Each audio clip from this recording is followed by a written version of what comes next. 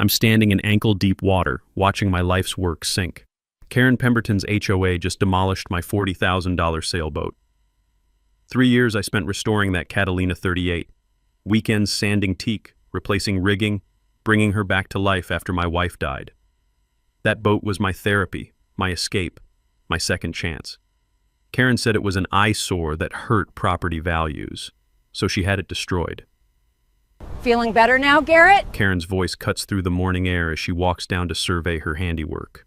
I turn to face her, debris floating between us. Thanks for asking, Karen. I'm doing just fine. She looks confused, probably expected tears or rage. 3 weeks ago, I found something in Uncle Robert's papers that changes everything. Something she doesn't know about.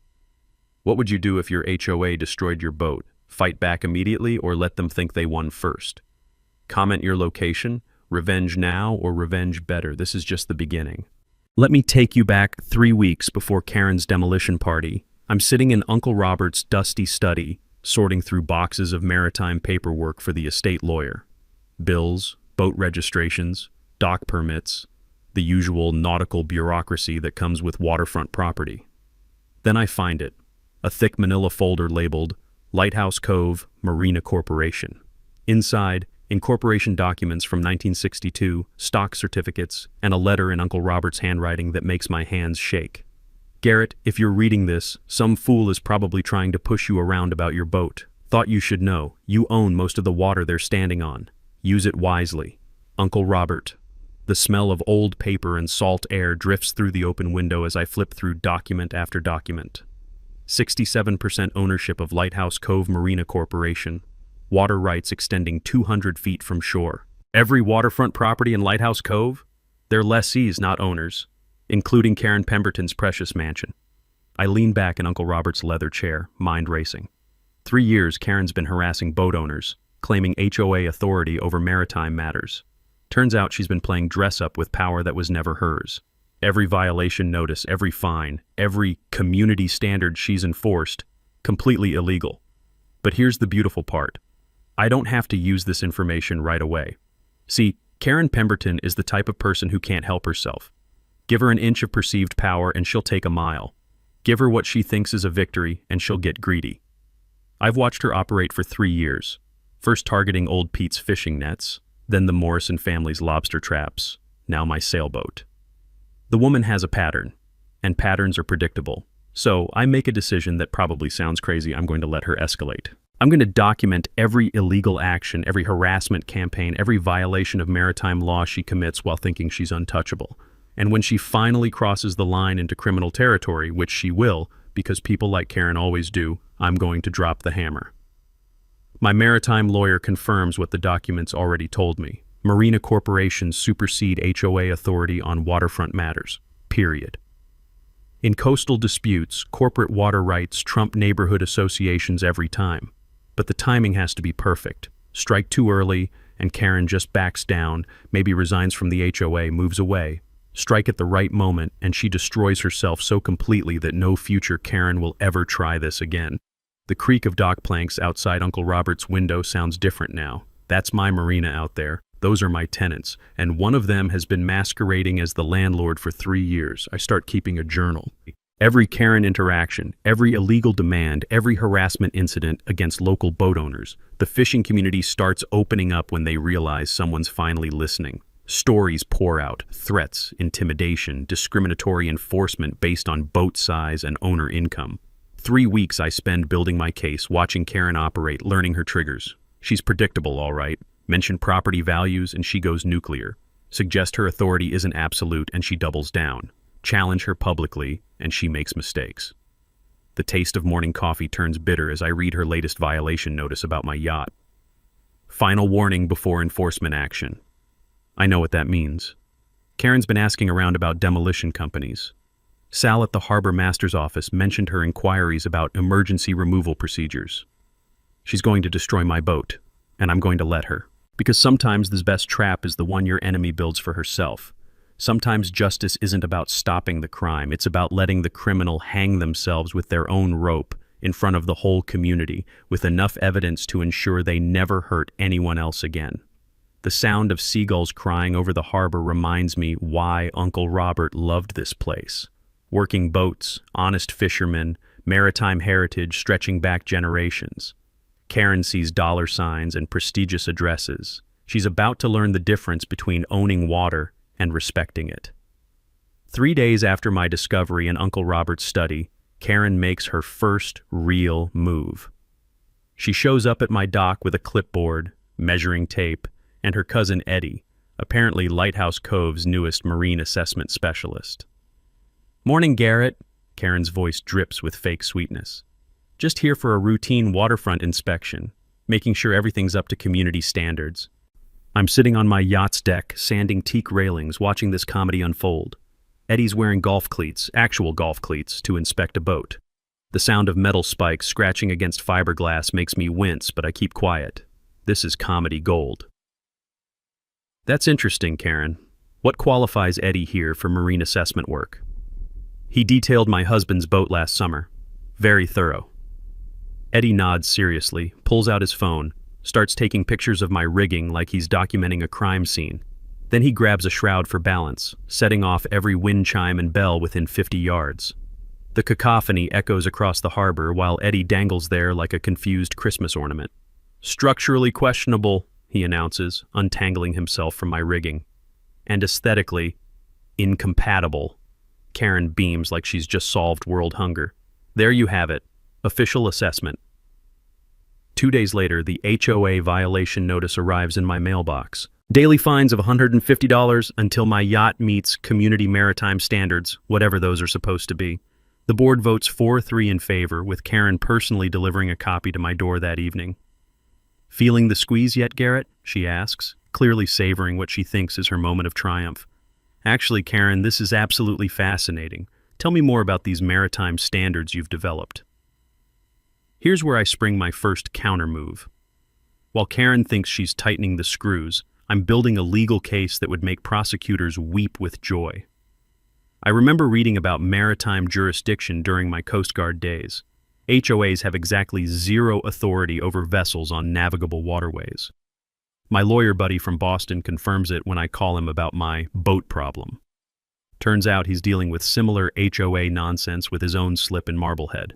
The county courthouse becomes my second home as I dig through Marina lease documents and property boundaries. Uncle Robert's papers show our dock lease extends 200 feet into the water, well beyond any possible HOA jurisdiction. I file formal challenges with the State Harbor Commission and send Karen a strongly worded cease and desist letter about maritime law overreach. The smell of fresh coffee and bacon grease fills the waterfront diner as news of the challenge spreads through the fishing community. They rally immediately. A coffee for the Coast Guard donation jar appears overnight behind the counter. "She tried making me move my lobster traps because they were visually disruptive," Pete Torino tells me over morning coffee. "Disruptive to the fish, I guess."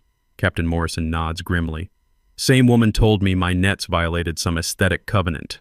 Lady doesn't know a seine net from a clothesline, but she's got opinions about everything floating in this harbor." Meanwhile, Karen's busy organizing her own concerned homeowners group, trying to rally support from the yacht club crowd and newer residents. But here's the thing about bullies. Once people see them get challenged publicly, they start looking a lot less intimidating. The local newspaper picks up the story with obvious relish. HOA versus Coast Guard veteran, who controls the water? The reporter's clearly enjoying the David versus Goliath angle, especially when Karen refuses to comment and refers all questions to her legal team. What legal team? Eddie the golf-cleated boat detailer? 3 more boat owners come forward with similar harassment stories over the next week. Turns out Karen's been playing this intimidation game for years. Pressure, harass, and force out anyone who doesn't fit her narrow vision of waterfront elegance. But here's her problem. All those previous victims just took their boats and left quietly. I'm not going anywhere. And every single day she continues this charade, I'm documenting another clear violation of state maritime law. Social media erupts on the town Facebook page, with fishing families sharing their own Karen stories. The yacht club crowd stays mostly quiet, but I notice some of them avoiding eye contact with Karen at the grocery store. Then comes the phone call that changes everything. "Mr. Blackwood, this is Rebecca Palmer from the county assessor's office. We've been reviewing waterfront property tax claims following your Marina Corporation inquiry, and we found some significant irregularities with the Pemberton property. Are you available to discuss your corporate water rights and her tax assessment claims? The taste of victory starts mixing with my morning coffee. Not because I'm winning yet, but because Karen's about to discover she's been claiming water rights she never legally owned on property that's been paying the wrong taxes for 3 years running. Funny how people who love throwing their weight around never bother checking whether they're actually standing on solid ground. The county assessor's call lights a fire under Karen like I've never seen before. Within 48 hours, she's hired an actual marine surveyor. Not Cousin Eddie this time, but a guy with credentials and a clipboard that looks official. "Mr. Blackwood," the surveyor says apologetically, "I'm required to inspect your vessel for safety violations. Mrs. Pemberton has expressed concerns about structural integrity." I watch from my dock as this poor guy climbs all over my perfectly seaworthy yacht, testing every cleat, checking every through hull, measuring deck load distributions. The smell of marine varnish and salt spray fills the air while he does his job professionally and thoroughly. 3 hours later, he hands me his report. "Your vessel is in excellent condition. Minor recommendation to tighten one dock cleat, but she's completely seaworthy." Karen snatches the report from my hands before I can even finish reading it. "What about this loose cleat? That's a safety violation." "Ma'am, it's a maintenance suggestion, not a safety violation," Karen repeats firmly. "I'm reporting this to the harbor master immediately." The next morning, Harbor Master Sal Torino shows up during a November storm, rain pelting the dock like machine gun fire. He's clearly not happy about being dragged out in this weather. "Garrett, I gotta check that cleat Karen's screaming about," Sal says, water dripping from his rain slicker. "You know this is bullshit, right?" "Do what you gotta do, Sal." He tightens the cleat with a wrench, takes about 30 seconds, and shakes his head. "There, fixed. Tell Karen to stop wasting my time with this nonsense." But Karen's not done. She's discovered that the Coast Guard has jurisdiction over vessel safety, so she calls them for an inspection. The petty officer who returns her call explains politely that they don't inspect private vessels on private docks unless there's an actual maritime emergency. Karen's not hearing it. "But it's a safety hazard to the community." "Ma'am, we've reviewed the surveyor's report. Your concerns don't meet our criteria for intervention." While Karen's burning through her credibility with every agency in Massachusetts, I'm quietly building my counterattack. I remember reading about environmental compliance during my Coast Guard training. Waterfront properties need permits for any modifications affecting natural water flow. So I take a walk around Karen's property with a camera. Her oversized boat lift? Built without proper permits. The decorative dock expansion she added last year? Never filed environmental impact paperwork. Best of all, she's got decorative runoff flowing directly from her landscaping into protected shellfish beds. I document everything, then call my contact at the state environmental office. Massachusetts takes water contamination seriously, especially in areas with commercial fishing. "We'll send someone out next week," the environmental officer tells me. "If there are unpermitted modifications affecting water quality, we'll need immediate remediation." The taste of irony is sweeter than my morning coffee. Karen's trying to use safety regulations against me while violating about 6 environmental laws herself. Meanwhile, the local political pressure is building. Karen convinces 3 town selectmen to attend an emergency meeting about my yacht. She's prepared a slideshow comparing my boat to the neighborhood's maritime aesthetic standards, whatever those are. The meeting's held at the community center with about 40 residents attending. Karen stands at the front with her PowerPoint presentation, clicking through photos of expensive yachts versus my non-conforming vessel. "Property values depend on maintaining consistent standards," she announces. "One substandard boat affects everyone's investment." That's when Pete Torino stands up from the back row. "Karen, I've been fishing these waters for 40 years. Garrett's boat is the prettiest thing I've seen floating here since my grandfather's lobster boat." Murmurs of agreement ripple through the fishing families. Captain Morrison nods.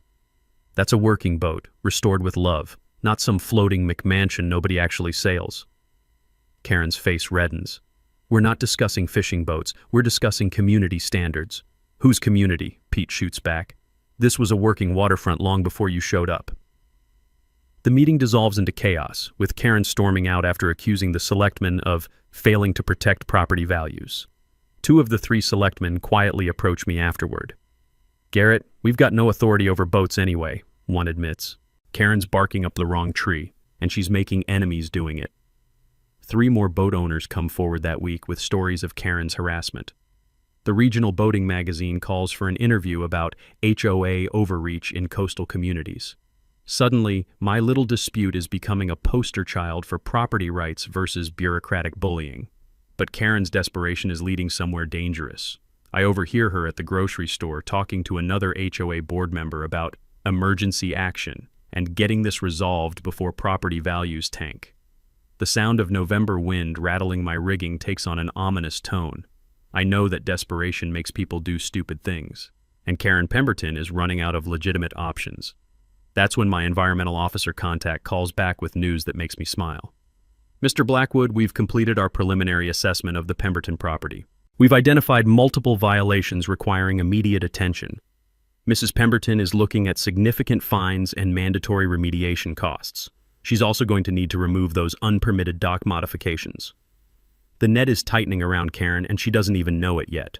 2 weeks after the disastrous town meeting, Karen goes nuclear. I'm loading gear into my truck for a weekend trip to visit my sister in Vermont when I get the call that changes everything. Garrett, you need to get back here now. Pete Torino's voice is tight with anger. They destroyed your boat. The 3-hour drive home feels like an eternity. My hands grip the steering wheel as Pete's words echo in my head. Demolition crew showed up at dawn, gone by noon, nothing left but splinters. I pull into my driveway and see the empty dock pilings jutting from the water like broken teeth. Pieces of my yacht's hull bob in the harbor, $40,000 of dreams and 3 years of restoration work scattered like expensive confetti across the water. The smell of diesel fuel hangs heavy in the salt air. My boat's engine, cracked open like an egg, leaked its contents into the harbor I'd come to love. The sound of small waves lapping against debris creates a funeral rhythm that makes my chest tight. Karen's standing on her deck with a glass of wine, surveying her handiwork. When she sees me, she actually waves. Sorry about the mess, Garrett, she calls out. Emergency action was necessary. Structural safety concerns, you understand. I walk down to what's left of my dock, fishing pieces of teak decking from the water.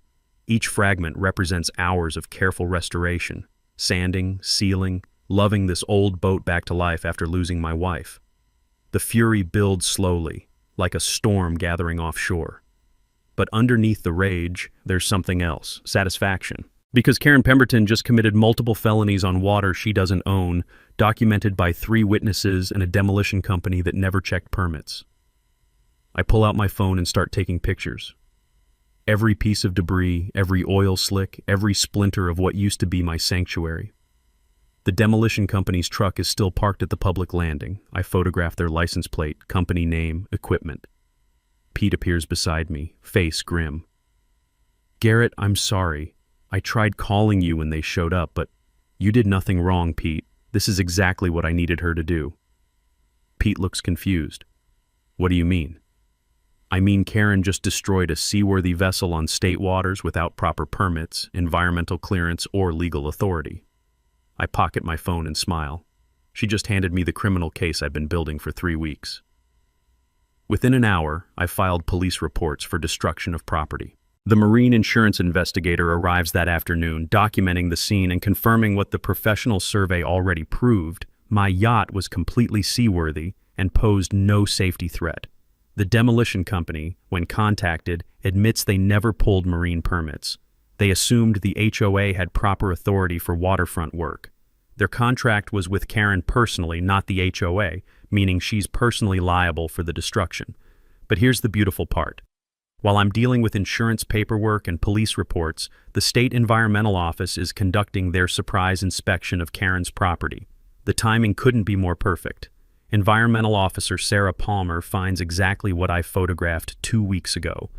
Unpermitted dock modifications, illegal runoff affecting protected shellfish beds, and wetland violations that require immediate remediation. Mrs. Pemberton, you're looking at a $50,000 fine for environmental violations plus mandatory cleanup costs, Officer Palmer explains as Karen turns pale.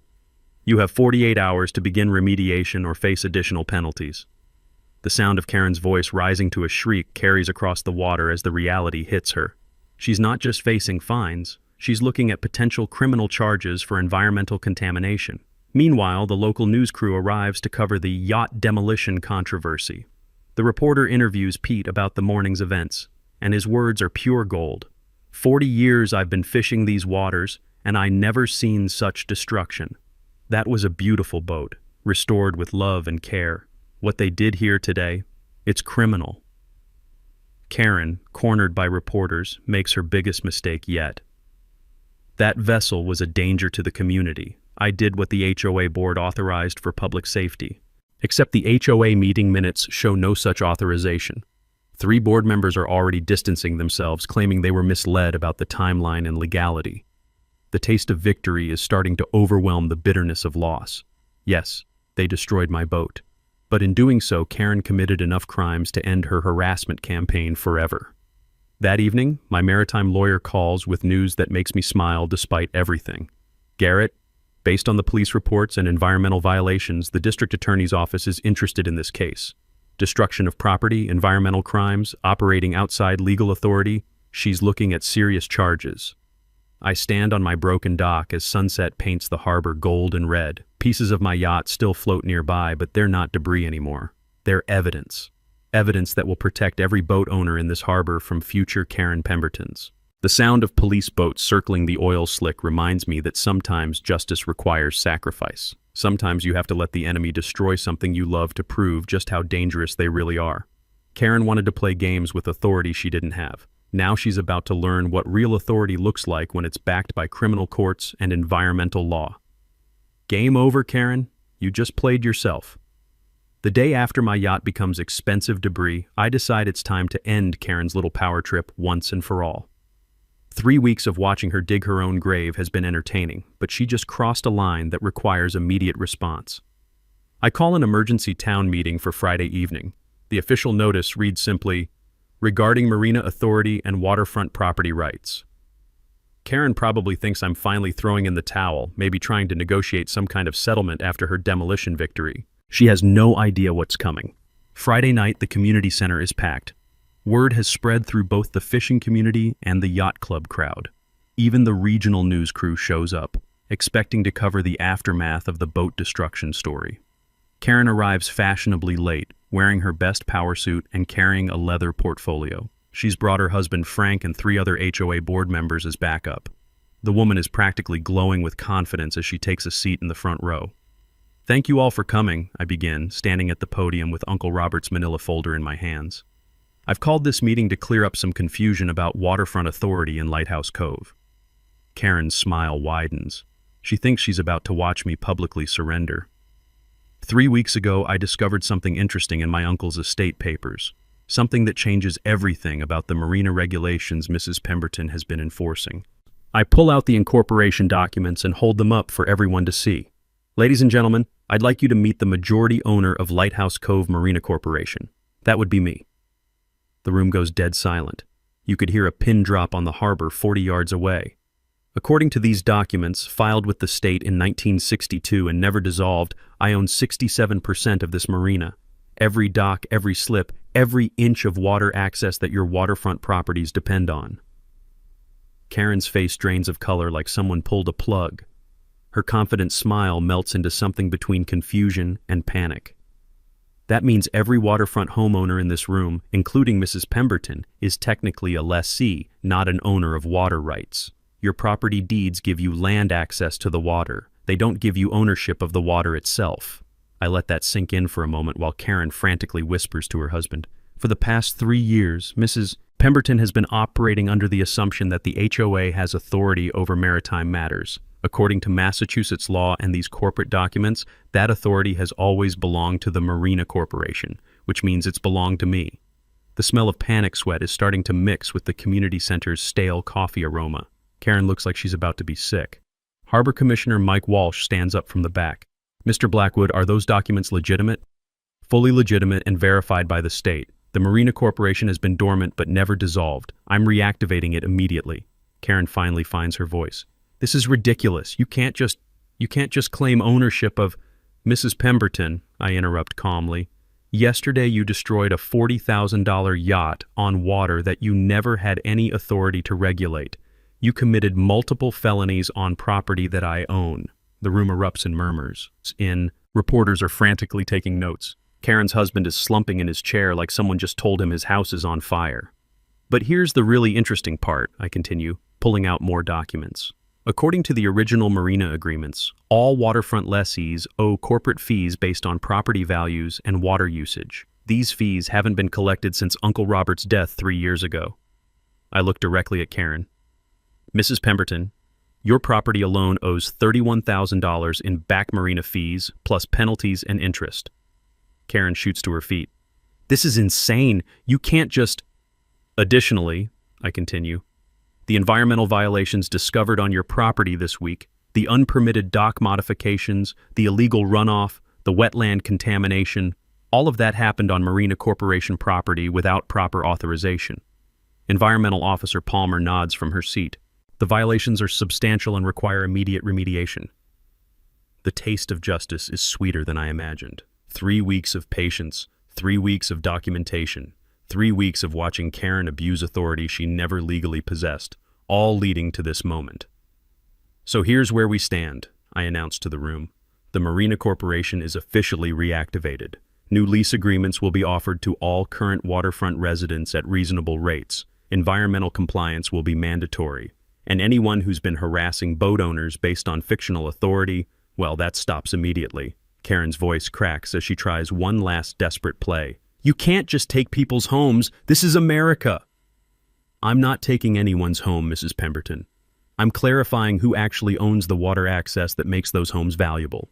And right now, you owe the Marina Corporation enough money to buy 2 boats like the one you destroyed. The sound of Karen's world collapsing is almost audible. 3 years of bullying boat owners, intimidating elderly fishermen, playing queen of the waterfront, all based on authority that existed only in her imagination. Uncle Robert's letter was right. Some fool was trying to push me around about my boat. Too bad for Karen, she picked the wrong boat owner to mess with. The meeting ends with most residents asking about new lease terms and compliance requirements. Reasonable people willing to work within the actual legal framework. Karen storms out without a word, but I can hear her cell phone conversation through the community center's thin walls. She's calling lawyers, trying to find someone who'll tell her this isn't real. Good luck with that, Karen. Reality has a way of being very, very real. The morning after dropping the Marina Corporation bombshell, my phone starts ringing before sunrise. 8 of the 9 waterfront property owners want to discuss new lease agreements. The 9th? Well, Karen's not answering her phone.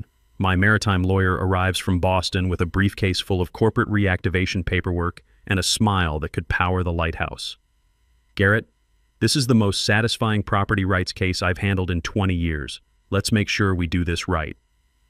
First order of business, officially notify all state agencies about the Marina Corporation reactivation. Massachusetts Secretary of State, Harbor Commission, Environmental Protection, Coast Guard Auxiliary, everyone who needs to know that there's a new sheriff in these waters. The smell of fresh ink fills my kitchen as we prepare legal notifications. Each document represents another nail in Karen's coffin of fictional authority. She spent 3 years pretending to regulate waters she never controlled. Now she's about to learn what real regulation looks like. Here's your strategy, my lawyer explains over coffee and legal briefs. Marina corporations have broad authority over waterfront activities, safety standards, and environmental compliance. You can legally enforce regulations that the HOA never could.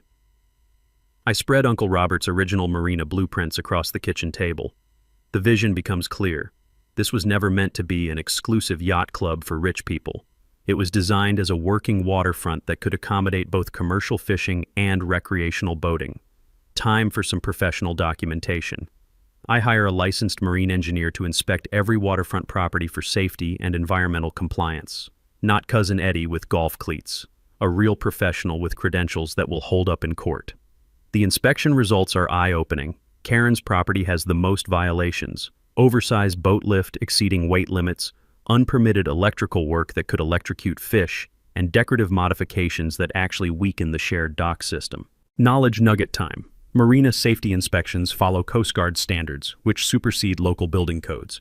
I learned this during my service days. Maritime safety isn't negotiable, even for wealthy property owners who think rules don't apply to them. Meanwhile, I'm building alliances throughout the community. The fishing cooperative gets first priority for permanent dock space at reasonable rates. These families have worked these waters for generations. They deserve protection from gentrification harassment. Captain Morrison nearly tears up when I offer his family a 50-year lease at 1990s rates. Garrett, Karen tried to price us out 3 times, said our gear was incompatible with neighborhood aesthetics. This means we can stay.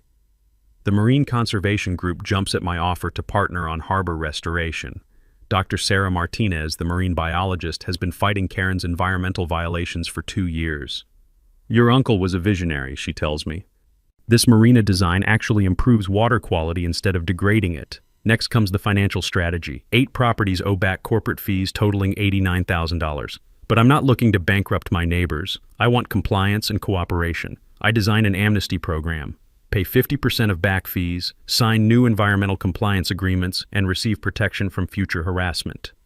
Most residents jump at the deal. It's cheaper than fighting and provides security they never had under Karen's reign of terror. Karen gets no amnesty. Her bill stands at $31,000 in back fees, plus yacht replacement costs, plus environmental remediation expenses, plus legal fees for 3 years of harassment. The taste of calculated justice gets better every day. I install security cameras at marina boundaries, perfectly legal as the marina operator. Every interaction will be documented now.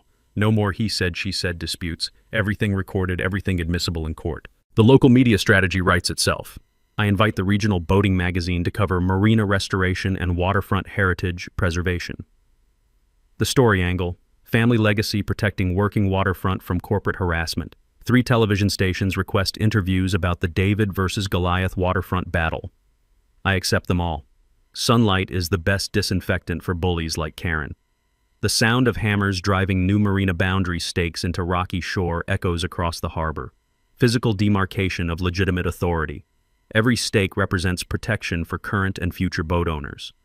I partner with the retired harbor patrol officer who's been watching Karen's harassment campaigns for years.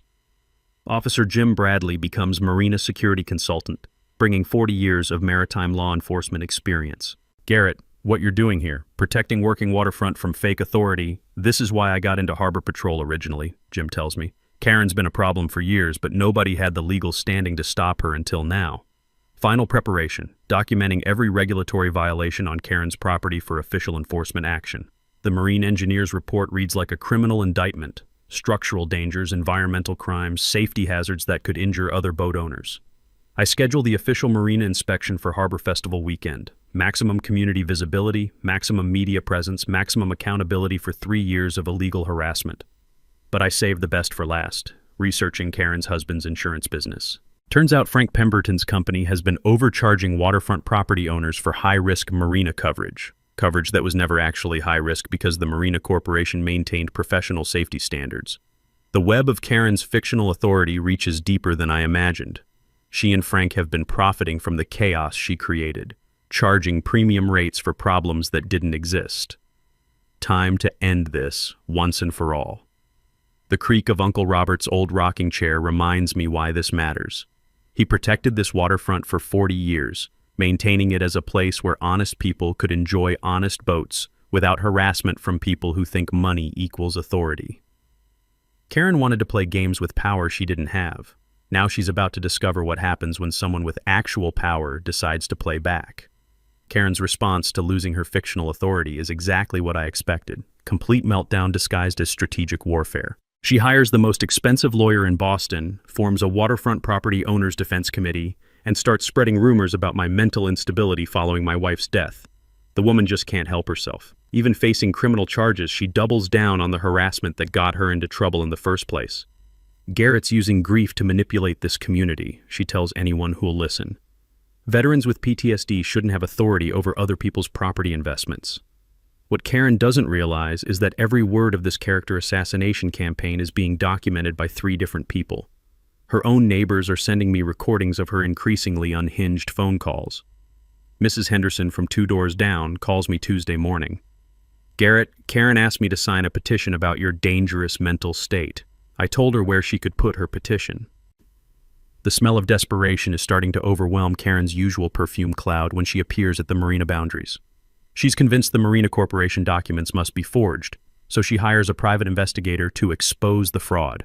Her PI makes one fundamental mistake. He investigates the wrong Garrett Blackwood. Turns out there's a Coast Guard mechanic in Michigan with the same name who has a 30-year perfect service record, Bronze Star, and Community Service Awards. The investigation actually strengthens my case. Meanwhile, I'm quietly activating all the Marina Corporation's legal powers. Official reactivation with the Harbor Commission, professional marine engineering surveys, environmental compliance documentation, safety standard enforcement. Everything Karen pretended to do illegally for 3 years, I'm now doing legitimately through proper channels. Karen tries lobbying town officials to investigate this Marina Corporation takeover. She appears at selectmen meetings with charts and graphs about property value destruction and veteran manipulation tactics. The selectmen listen politely, then ask to see her legal documentation of HOA Maritime Authority. She has none, because it never existed. Mrs. Pemberton, Selectman Williams says after her third presentation, we've reviewed the Marina Corporation documents with our legal counsel.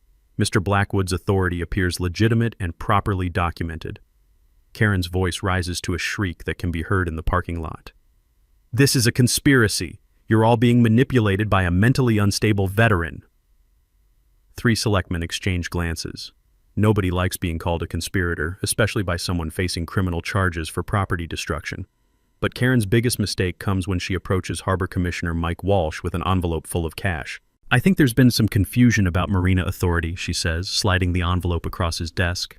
Perhaps we can clarify the situation. What she doesn't know is that Mike's wearing a wire. The FBI has been investigating municipal corruption in coastal towns, and Mike agreed to cooperate after receiving several suspicious consultation offers. The recorded conversation is pure gold. Karen, I'm prepared to make this worth your while if you can find problems with Blackwood's Marina claims. Mike, are you offering me money to falsify official documents? Karen, I'm offering you a consulting fee for thorough research into potential irregularities. Mike, ma'am, what you're describing sounds like bribery of a public official. Karen, don't be dramatic, this is just business. I need this Marina nonsense to disappear. The taste of poetic justice gets sweeter every day. Karen tried to destroy my life using fake authority. Now she's destroying her own life with real crimes. The FBI delivers the bribery recording to the district attorney's office Thursday afternoon. By Friday morning, Karen's looking at federal charges on top of her state environmental violations and property destruction charges. Her expensive Boston lawyer withdraws from the case after the bribery evidence surfaces. Nobody wants to represent a client who commits new crimes while fighting old charges. Frank Pemberton's insurance company faces a state investigation for overcharging Marina policies based on non-existent risk factors. 3 decades of high-risk waterfront coverage, justified by problems that were actually caused by his wife's harassment campaigns. The sound of Karen's world collapsing echoes across the harbor. Her property is now under environmental enforcement orders. Her husband's business faces regulatory shutdown. Her defense committee disbanded after learning about the federal charges. But she's not done yet. Desperation makes people dangerous, and Karen Pemberton is running out of legal options. I know she's planning something final and desperate because she's been asking around about emergency property sales and developer interest in marina properties.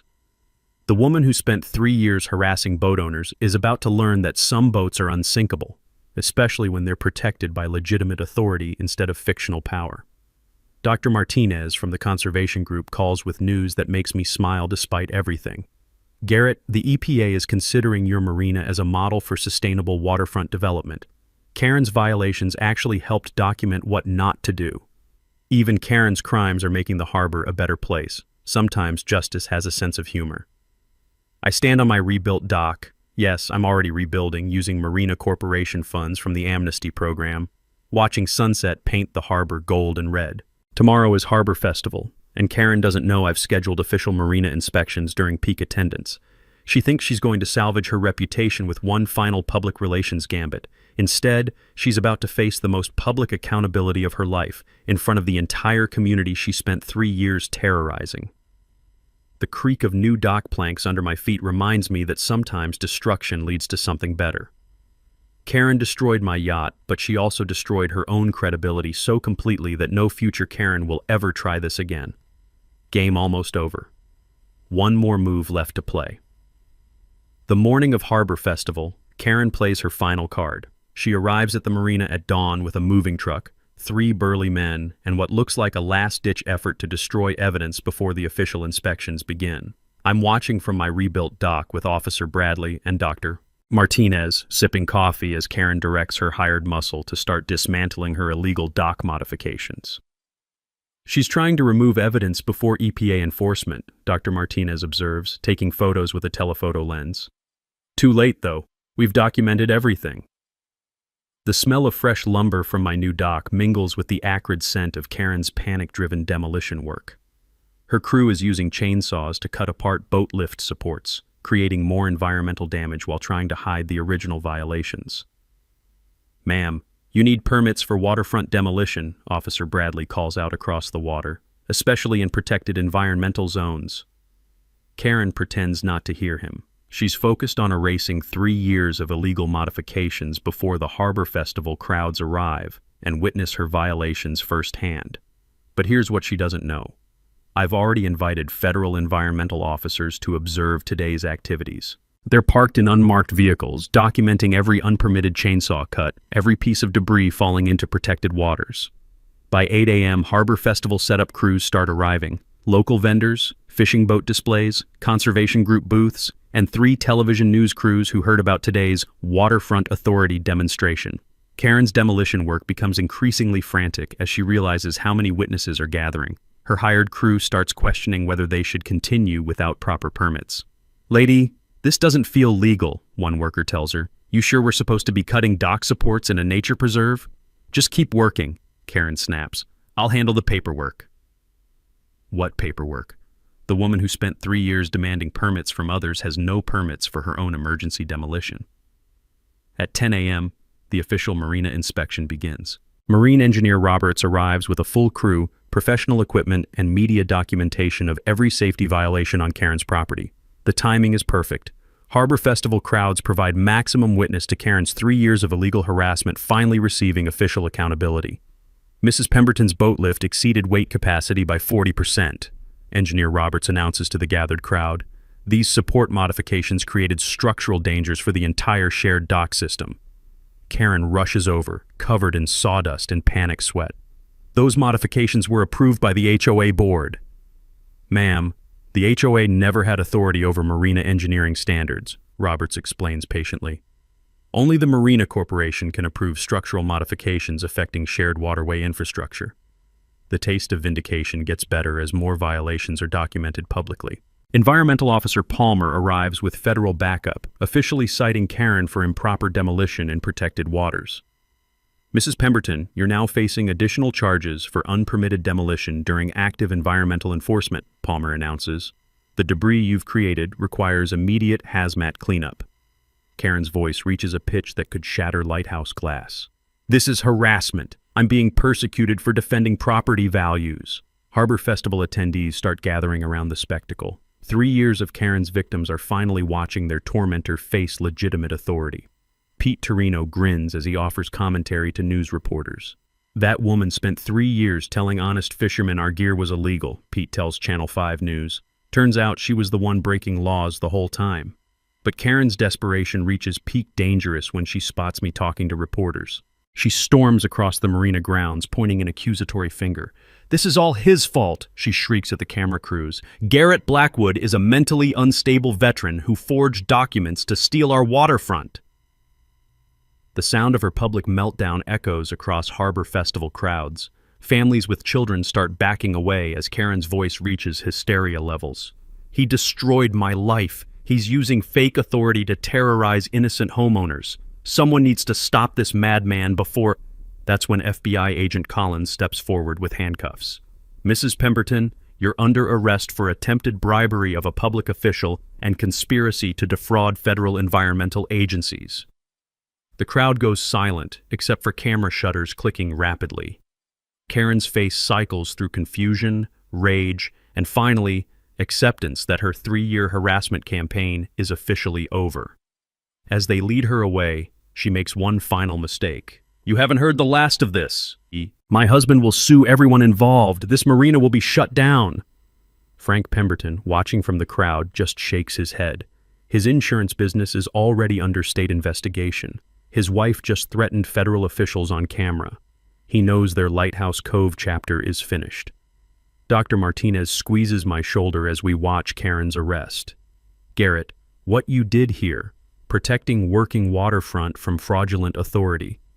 This is going to be a case study in environmental justice." The Harbor Festival continues around us. Local musicians play while families enjoy fresh lobster and conservation education booths.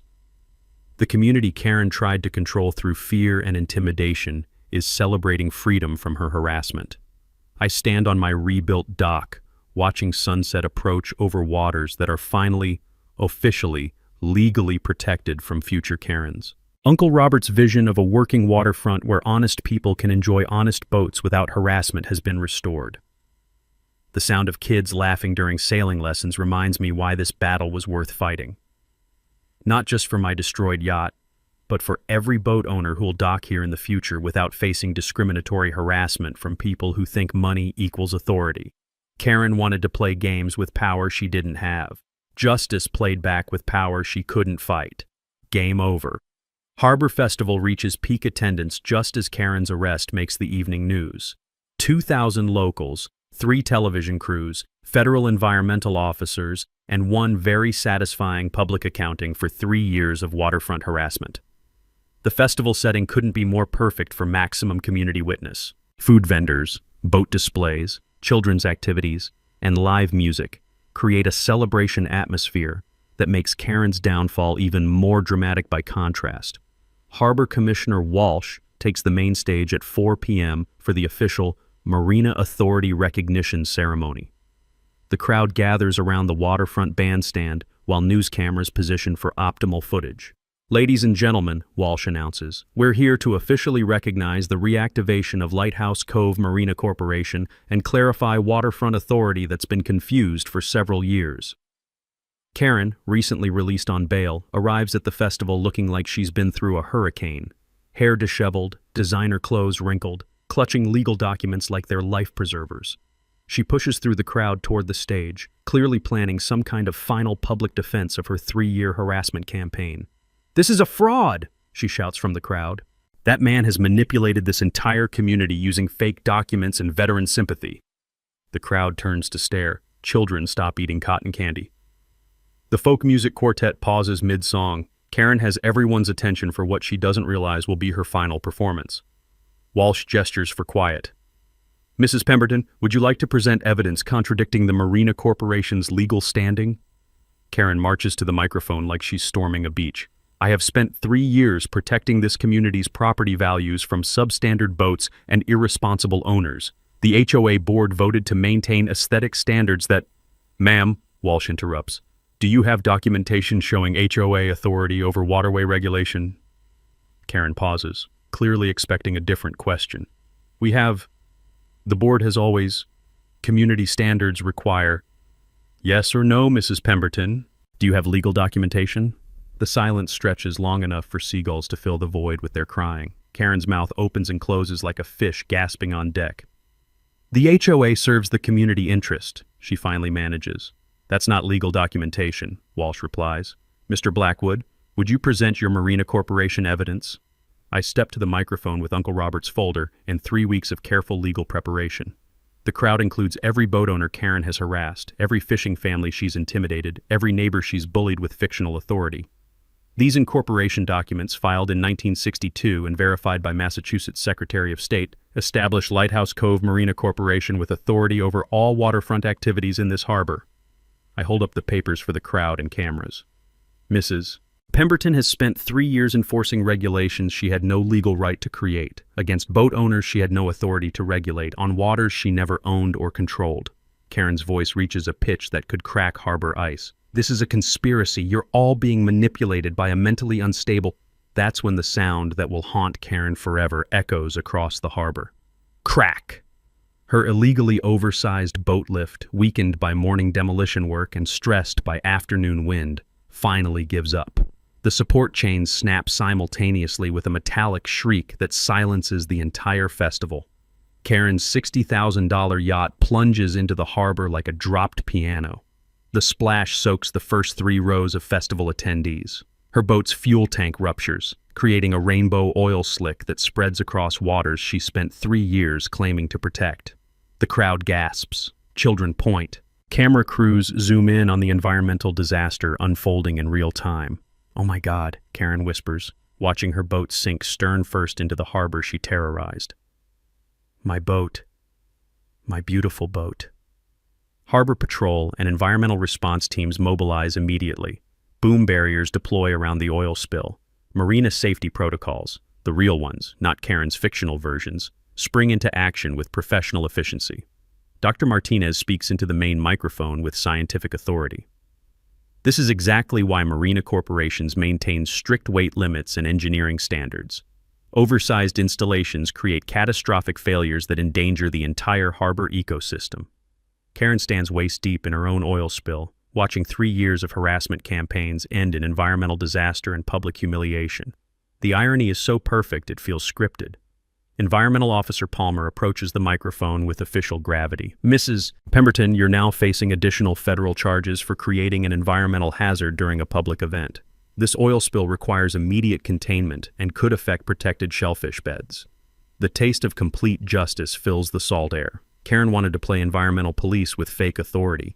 Now real environmental police are arresting her for actual environmental crimes. Harbor Festival continues around the cleanup efforts. Local musicians resume playing while containment crews work. The community Karen tried to control through fear and intimidation celebrates their liberation with lobster rolls and live music. I stand at the podium, looking out over waters that are finally, officially, legally protected from harassment. Uncle Robert's vision realized. A working waterfront where honest boats and honest people are welcome. "Ladies and gentlemen," I announced to the crowd, "Lighthouse Cove Marina Corporation is officially operational. We're committed to protecting both maritime heritage and environmental health for generations to come." The crowd applauds while Karen's boat disappears beneath the surface. 3 years of her harassment campaign literally and figuratively sunk in front of the entire community. Justice served. Authority restored. Harbor protected. 6 months later, I'm standing on the same dock where this whole story started. But everything has changed. The harbor sparkles in morning sunlight, free from the toxic cloud of harassment that hung over it for 3 years. Karen Pemberton is serving 8 months in federal prison for bribery, environmental crimes, and conspiracy charges. Her husband Frank lost his insurance license and paid $200,000 in regulatory fines. They sold their waterfront property at a loss to the Torino fishing family who've been working these waters for 4 generations. The irony tastes better than my morning coffee. The family Karen tried hardest to push out now owns her former mansion. Uncle Robert would have loved this, Pete Torino tells me, watching his grandchildren learn to sail in the protected harbor. Working waterfront protected for another generation.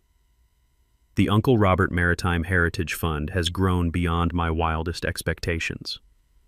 Using the collected marina fees and penalty payments, we've established 3 annual scholarships for local kids pursuing marine careers, funded a harbor restoration project that attracts university researchers, and created a community boat workshop where anyone can learn maritime skills. The smell of fresh varnish from the workshop mingles with salt air and the sound of children learning to splice lines. This is what Uncle Robert envisioned. A waterfront where boats bring people together instead of driving them apart. Dr. Martinez stops by every Tuesday to update me on the environmental restoration progress. Karen's oil spill, ironically, triggered federal funding for harbor cleanup that's made our waters cleaner than they've been in decades. "Your marina has become a model for sustainable waterfront development," she tells me, reviewing water quality data that shows dramatic improvement. 3 universities want to use this as a research site for coastal conservation. The legal precedent from our case appears in maritime law textbooks now. Blackwood versus Pemberton is cited in property rights courses as an example of how marina corporations supersede HOA authority in waterfront disputes. Law students study Karen's downfall as a cautionary tale about assuming authority without legal basis. My insurance settlement for the destroyed yacht funded something better than a replacement boat. Second Chance has become Third Chance, a 42-foot sailing school vessel donated by a grateful boat owner from Karen's previous harassment campaigns. Every Saturday morning, I teach sailing to local kids whose families could never afford yacht club fees. The sound of young voices calling out sail trim commands echoes across waters that are finally free from discrimination based on boat size or owner income. The taste of redemption gets better every time one of these kids masters a difficult maneuver or falls in love with the wind and water that Uncle Robert protected for them. 3 other coastal communities have contacted me about similar HOA conflicts. Apparently, wealthy newcomers trying to eliminate working waterfronts is a common problem. I've become an unofficial consultant on marina rights and maritime law, something I never expected during my Coast Guard career. The regional boating magazine features our marina annually as an example of heritage preservation and community cooperation. Harbor Festival has doubled in size, attracting visitors who want to see the place where David beat Goliath using legitimate authority instead of fake power. I'm dating now. Dr. Martinez and I discovered we share more than just environmental concerns. She's helping me understand the ecological science behind Uncle Robert's marina design. Turns out my uncle was an environmental visionary 50 years ahead of his time. The creak of dock planks under my feet sounds different now. Not just because they're new, but because they represent something permanent. Protection that will outlast any future Karen who thinks money equals authority over other people's boats. Every morning, I walk the marina boundaries with a cup of coffee and a sense of completion. 8 waterfront families now have secure, affordable leases. The fishing cooperative has guaranteed dock space. The conservation partnership protects water quality. And the Heritage Fund ensures that working waterfront traditions continue for generations. The sound of rigging chiming in harbor breezes carries stories of justice served and communities protected. Uncle Robert's vision lives on in every boat that docks here without fear of harassment, every child who learns to sail without discrimination, every family who finds sanctuary on waters that welcome everyone. Karen wanted to turn this harbor into an exclusive playground for people like herself. Instead, her harassment campaign created legal protections that ensure it remains accessible to honest people with honest boats forever. Sometimes the best revenge isn't personal.